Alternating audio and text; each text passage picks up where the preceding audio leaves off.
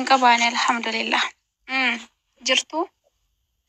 Nageenya qabaadhu mallee mataa ol qabiitee jiraadhu takka sittin dhaga'amin akkanatti maanzara hayyadduuti ilaal fataa zanaa jee ilaal akkanatti firraa shoo ofirraa adde ogeessa Akkasii dubbii. ilma namaatiif yoo mataa gadi qabde Heer godhaa namoota daarra nama barbaadaani. ogeessa Ayya. akkas Ayya inshallah. maanzaraatti guyyaan itti qayyarattu bitadhuuti ilaal akkanatti firraa laal nas akkanatti ilaalaatu ma ofirraa laal jiraadhu ogeessa Shiitaan. ilma namaa Jira keewwataa'uma jirra yeroo hunda. eh Ni jira keewwataan jira ammoo mallee keewwadhee taa'aa jira. Wallahi bareeda si jaalatu. Namni na jaalatu hedduudha wallahi. Argine. Ni ko ማለት waan na jaalataniif akkana na dultan malee osoo na jibbitanii bakka jiru iyyuu na jaalatan natti fakkaata. Akkasii namuma jaalatan irraa haasa'u bara. Garuu baay'eedhaan immoo namoota hedduun beeku beekti isaantu na beeka malee. Isinin beeku garuu rakkoon waan isinin beeku dhabuu kiyya. Wanni gaariin immoo isin na beeku keessanii badhaam xiruna. Bakka kana እንደውም jechuudha abbaa mana kiyyaatillee naaf galatoomii guddaasaa galatoobii guddaasaa ulfaadhu itti aansuudhaan namoonni garuu waan namiidhaan itti fakkaate anaaf carraa bareedaa hawaasaa jiru እንደውም jechuudha. እንደውም ammoo ishee jaarsi beektanii. Anas immoo akka namiidhaniitti Dila akkuma yookiin boo'icha qiyyaa fi akkuma hiyyeessa qiyyaa laalaniiti abaaragee yookaan biyyoota na dhiisu ijaani angaruu yoo du'a taate qofa duuti silaa osoo naa danda'amu osoo rabbiin ka dandeessisutti taate silaa bakka takkatti guyyuma tokko naafisillee fuudhee laaduma tokko silaa waliin qabrii silaa seenneen barbaada. Akka yaada kootiitti silaa akka jaalan siif qabuuti. Akan jalan siif qabuuti. Anaaf Abshir wabbaa mana kiyyaa. Abshir. Sinjechi Rakkoon bara uummata rakkoon hin jiru ani jechuun ani nama miidiyaati. Miidiyaa kana ni beeka. Ani nama waan ganaatiif illee jedhee nama mataa kiyya gadi cabsee yookaan immoo waan akkana akkasii jedhu tokko illee hin jiru. Dogongorri uumameef is okay in dogongorri jechuutti hin jiru. Garuu uumama bakka jireenya namarratti dogongorri tokko inuma dhufa jechuudha. Namni ani qulqulluudha. Namni ani dogongora hin qabu ka jedhume gadi ba'ee narraa dubbatu. Namni hundumtiyyuu dogongorri isaa namni waliif obsee waliif sataree malee namni qulqulluun hin jiru. Kanaaf jennaan immoo dogongora kana caaleyyuu namni ni dalaga. Dogongora kana caaleyyuu namarratti ni adeemsifama. So kan kiyya kun immoo kan namaan adda ta'ee itti mul'atee jira namoota tokkotti. Ani garuu I don't care waa takkalee natti hin fakkaatu. I don't care gabaachuu adalla. Isiniyyuu dhugaa dubbachuu fi jaalala jaarsi ishii jaallatuyyuu reef sirriitti hubattee bartee jechuudha. Jaalala keellee hundatu beekee inshallah jazaakallahu khairan atillee ulfaadhu galatoomiisiin jenna ustaaza keenya qaalii fi gaarii. Agam akkati mucaa kana jaallattu kan jechaan gochaa turte caalayyuu kanati jechaan hojjetaa turte caala kanatti gochaan agarsiifte kanatu nu boonsee galatoome ulfaadhu siin jenna. Jaalala ati dhugaan jaallattu immoo ummata hundatu siif beekee siif bareedleedha. Isinillee nama hunda caalayyuu isinillee namoota galchii beekteen siin jedhaa. Namoota galchii nama galcheedhaa jirti. Nama lafa keessaa illee gastii keessaa mul'achaa jiru akka godhu keessa.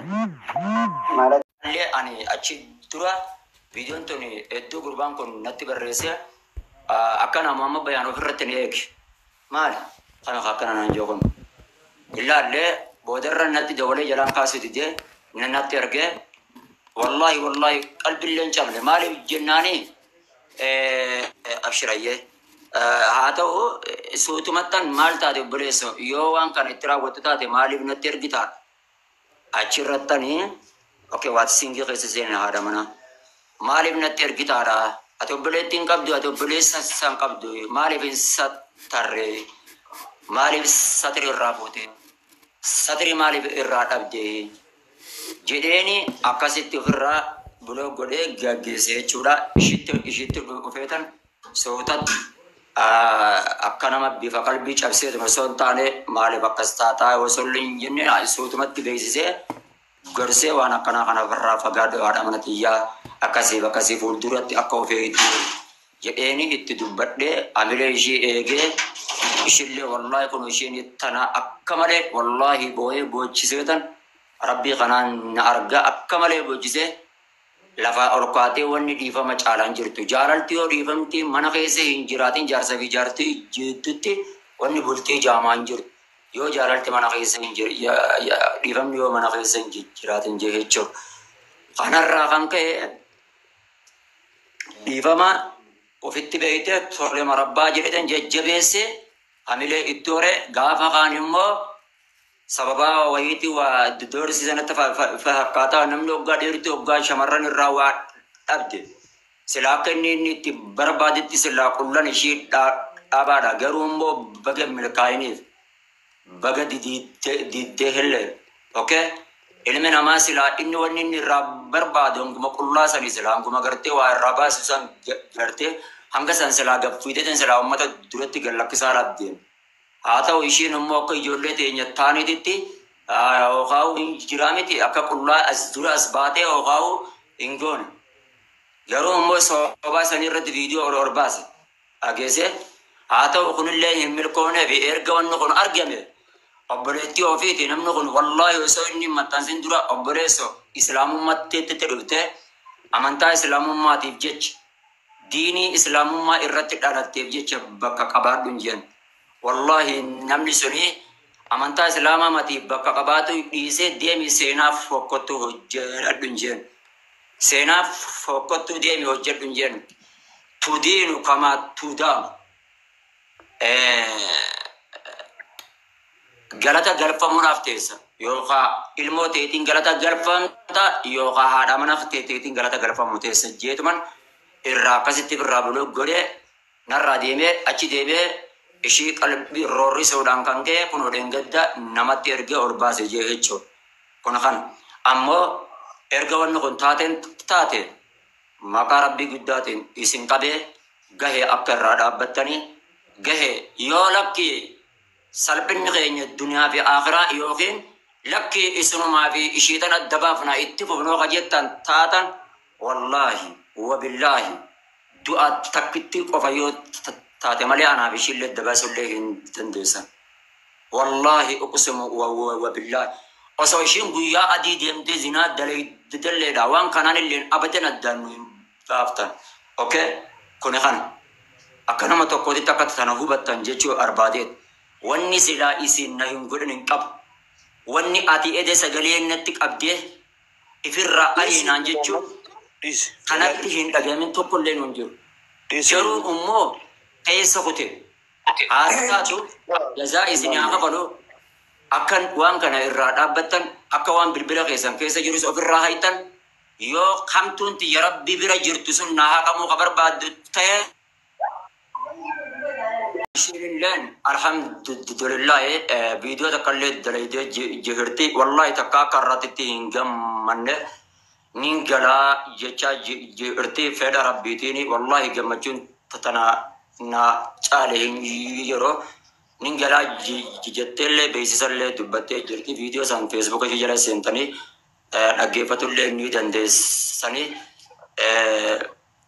kanaaf Rabbi qiyaaf jalan nago akkana fi shi yeroo dhiyoo keessatti baatee ramadaanallee as deemaa jira isa irrattillee hin durina isa hin dubbatteenaadha akka unqaa'u iftaan keessatti yoo rabbi biraan taate iftaan keessatti akka isheen dhuftee Itoophiyaa itti buutu rabbiin haala naafaa mijeessu akkana inshallah ibsa abbaa jalalatee min kanaa dubbadha ibsa.